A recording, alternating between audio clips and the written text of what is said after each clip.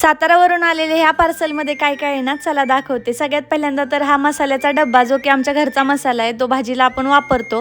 आणि हे आईंनी बनवलेले लाडू, जे की आम्हाला दिवाळीमध्ये मिळालेच नव्हते। थोड्याफार डाळी होत्या आणि हरभऱ्याची भाजी होती, जी की खूप खराब झालती येईपर्यंत, त्यामुळे ती काही दाखवलीच नाही। आता मी आज आहे ना स्वयंपाकामध्ये काहीतरी वेगळं म्हणून आहे ना एक रेसिपी ट्राय करत होते, जी की सहज यूट्यूब स्क्रोल करताना मला सापडली। म्हटलं चला आता रोजच्यासारखा पालक बनवण्यापेक्षा आहे ना ह्या स्टाईलने एकदा बनवून बघूया कसा लागतोय ते। कारण असंही आहे ना, पालकची एक सुक्की भाजी बनवायची म्हणली तर खूप थोडी बनते आणि ह्यांना आहे ना गरगटा अजिबात आवडत नाही।